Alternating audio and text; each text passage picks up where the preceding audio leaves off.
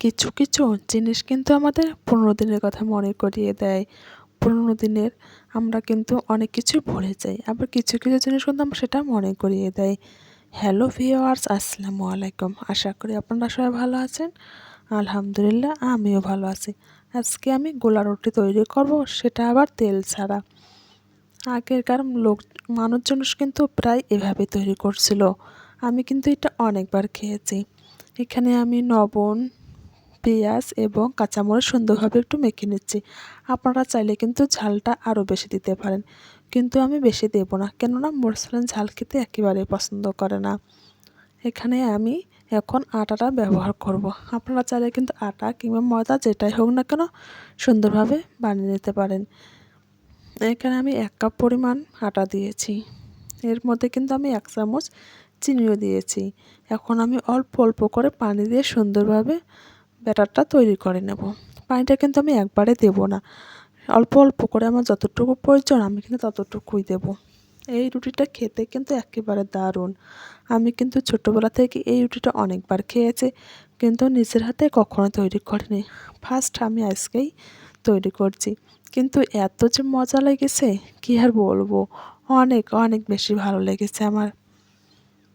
দেখুন অলরেডি কিন্তু আমার হয়ে গেছে। এখন আমি সুন্দর করে এটা ভেজে নেব। আমাকে এটা ভেজে নেওয়ার জন্য একটা লোহার তাওয়া আমি গ্যাসের চুলায় বসিয়ে দিলাম। যখন দেখবেন তাওয়াটা এক পর্যায়ে গরম হয়ে গেছে তখনই কিন্তু এই গোলাটা দিতে হবে। এটা আমি 2 বারে বানিয়ে নেব, সম্পূর্ণটা একবারে দেব না। এখন আমি অর্ধেকটা দিয়ে দিচ্ছি। আমি কিন্তু হাত দিয়ে দিচ্ছি।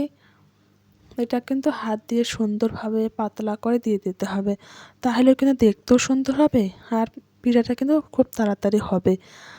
দেখুন আমি চারপাশে সুন্দরভাবে একটু পাতলা পাতলা করে দিচ্ছি, তাহলে কিন্তু পিঠাটা অনেক তাড়াতাড়ি হবে এবং একদম এখন সব দিক দিয়ে পারফেক্টভাবে হয়ে যাবে।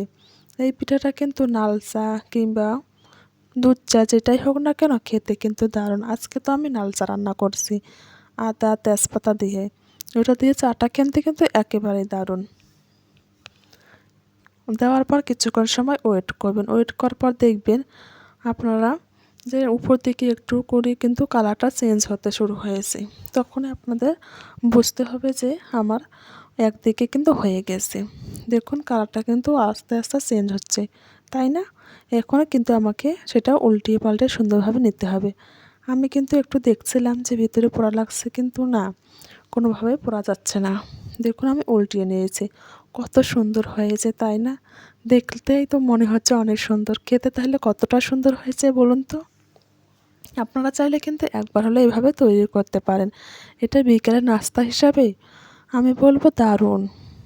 পিঠাটা যেমনি সুন্দর খেতেও কিন্তু তেমনি সুন্দর, আর কালারটা তো কী আর বলবো। দেখুন কতটা সুন্দর ফ্রেশ হয়েছে, কোনোভাবে কিন্তু কালো দাগ বা কিছু হয় না। আমি কিন্তু কোনোভাবে তেল ইউজ করিনি, শুধু শুধু তাওয়ার মধ্যে গরম করেই বানিয়ে নিচ্ছি। দেখুন কালারটা অনেক সুন্দর এসেছে তাই না? এর সঙ্গে কিন্তু আমি একটু চা বসিয়ে দিয়েছি, আমি চার সঙ্গে এটা খাবো। এই আজকে আমার এটা সন্ধ্যার নাস্তা। আপনারাও চাইলে কিন্তু সন্ধ্যার নাস্তা হিসেবে এটা ব্যবহার করতে পারেন। সবাই ভালো থাকবেন, সুস্থ থাকবেন এই কামনাই করি। আপনারা কিন্তু অবশ্যই অবশ্যই আমার চ্যানেলটা সাবস্ক্রাইব করে রাখে দেবেন। খোদা হাফেজ।